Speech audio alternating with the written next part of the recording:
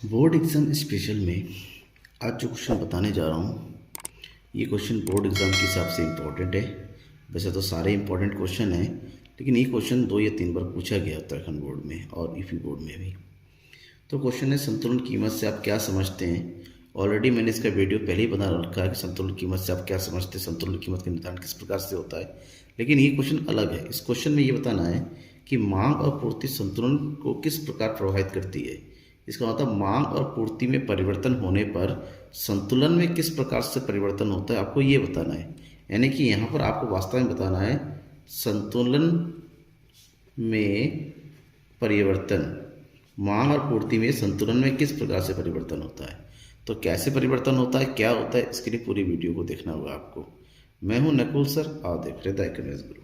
चलिए हम शुरू करते हैं आंसर। और हाँ, चैनल को अभी तक सब्सक्राइब नहीं किया है तो बेटा सब्सक्राइब कर लो।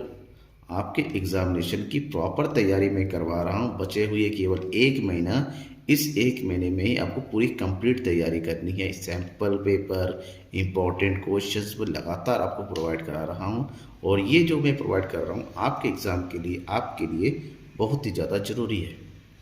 तो क्वेश्चन का आंसर है संतुलन कीमत से आप क्या समझते हैं। सबसे पहले उसको देखना है। संतुलन कीमत की अर्थ कई वीडियो में मैंने इसके बारे में बता रखा है, तो बार बार को बता रहा हूँ। संतुलन कीमत किसे कहते हैं। संतुलन कीमत वास्तव में एक ऐसी कीमत होती है जिस बिंदु पर एक के पूर्ण प्रतियोगिता बाजार में वस्तु की मांग और वस्तु की पूर्ति आपस में बराबर होती है।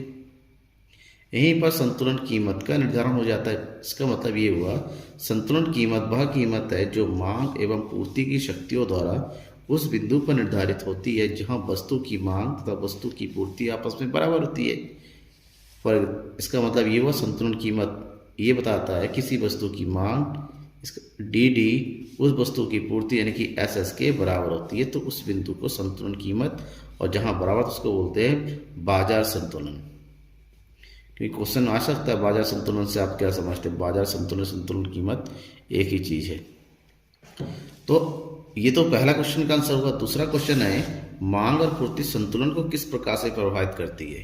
तो मांग और पूर्ति के द्वारा संतुलन कीमत का प्रभाव जो हमें बताना है, उसमें ये बताना है कि मांग और पूर्ति द्वारा संतुलन पर क्या प्रभाव होता है, किस प्रकार से परिवर्तन होता है। अगर मांग और पूर्ति द्वारा संतुलन के परिवर्तन या प्रभाव को देखें तो मांग में परिवर्तन और संतुलन कीमत, और पूर्ति में परिवर्तन और संतुलन कीमत, इसको 2 कैटेगरी में बांट सकते हैं। मांग में होने वाले परिवर्तन के कारण संतुलन कीमत में परिवर्तन किस प्रकार से होता है, और पूर्ति में परिवर्तन होता है तो संतुलन कीमत में किस प्रकार से परिवर्तन होता है।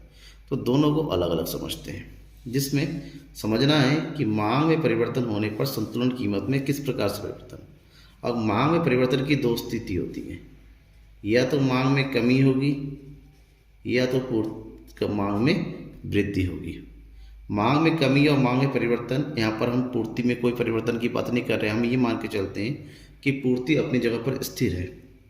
जब पूर्ति अपनी जगह स्थिर है तो केवल मांग में अगर परिवर्तन होता है तो सबसे पहले देखेंगे, अगर मांग में परिवर्तन की, मांग में अगर कमी हो, मांग में कमी होने का मतलब मांग वक्र का नीचे की ओर आ जाना, ठीक है ना। पहले क्वांटिटी ये, मांग अगर कमी होगी, क्वांटिटी अगर इस बिंदु पर हो जाए Q1, ठीक है, तो Q1 अगर इस बिंदु पर होती है तो मांग वक्र कहाँ होगी,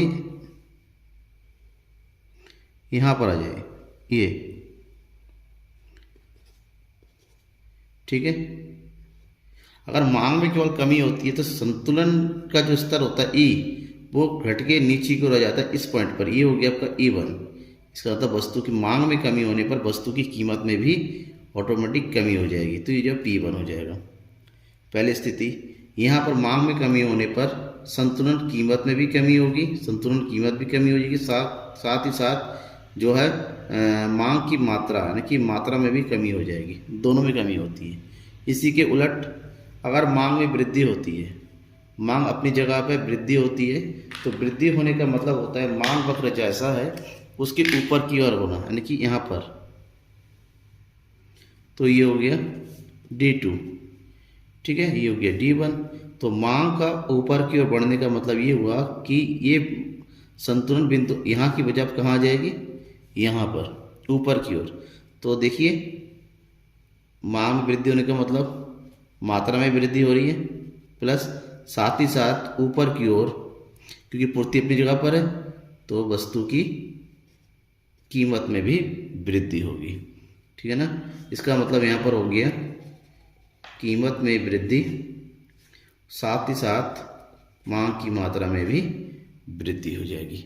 तो ये है संतुलन कीमत। मांग में कमी होने पर और पूर्ति अपनी जगह स्थिर है, तो मांग में कमी होने पर संतुलन कीमत कम हो जाती है, और मांग में वृद्धि होने पर संतुलन कीमत में भी वृद्धि हो जाती है। ये आपकी पहली स्थिति। दूसरी स्थिति, पूर्ति में परिवर्तन और संतुलन कीमत। जब पूर्ति में परिवर्तन होता है, हम ये मान के चलते हैं कि मांग क्या है, स्थिर है, मांग में कोई परिवर्तन नहीं होता है।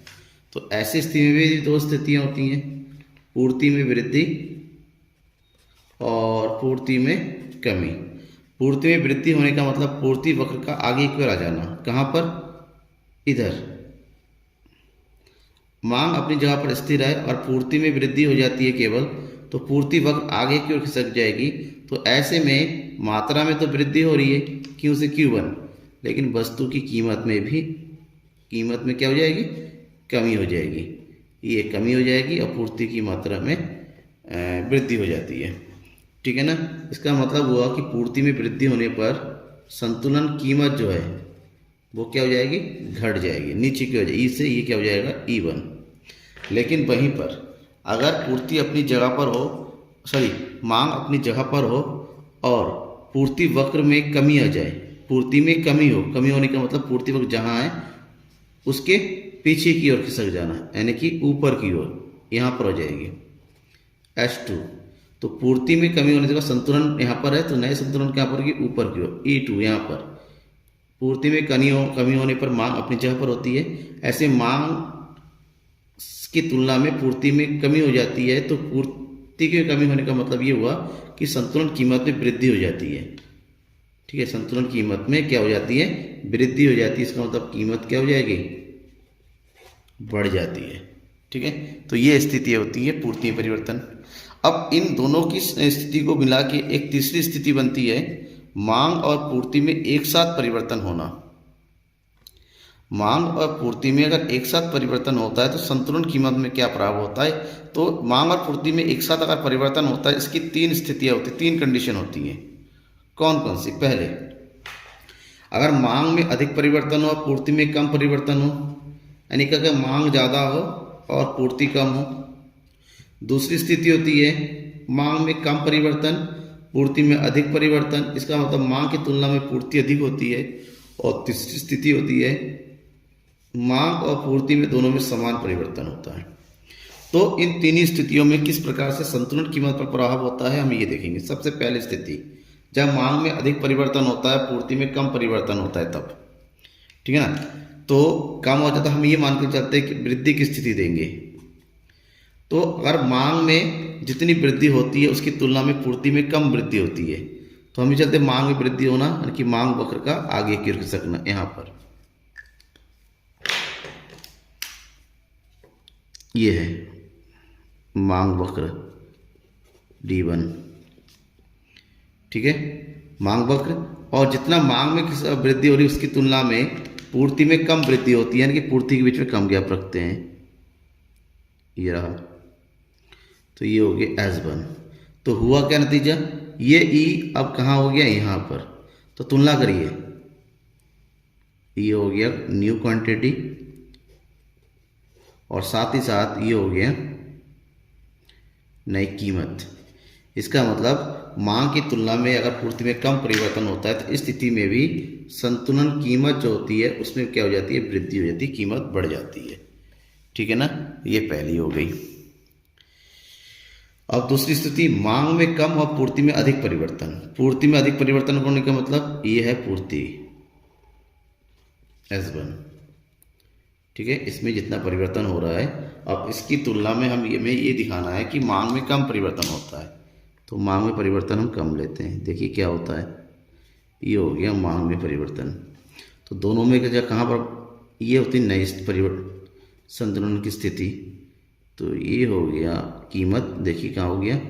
नीचे की ओर, और ये हो गया मात्रा। इसका मतलब ये हुआ, सीधी सी बात है, पहले कीमत की तुलना में नई कीमत कम हो रही, नीचे की ओर हो रही है। इसका मतलब ये हुआ कि मांग की तुलना में पूर्ति में अधिक वृद्धि होने पर कीमत में क्या होगी, कमी होगी। कीमत क्या होगी, कमी होगी।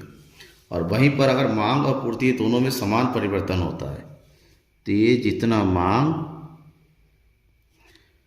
ठीक है, जितना मांग में परिवर्तन होना है सेम उतना ही पूर्ति में परिवर्तन होगा, S1। तो हुआ क्या, देखिए मात्रा में तो वृद्धि हो रही लेकिन संतुलन कीमत अपनी जगह पर ही है। तो ऐसे में संतुलन कीमत में कोई प्रभाव नहीं पड़ता, संतुलन कीमत में शून्य प्रभाव, कोई परिवर्तन नहीं होता है, अपनी जगह पर रहता है। तो ये कुछ स्थितियां होती है जिससे मांग और पूर्ति का संतुलन कीमत पर प्रभाव जो पड़ता है हम ये समझते हैं।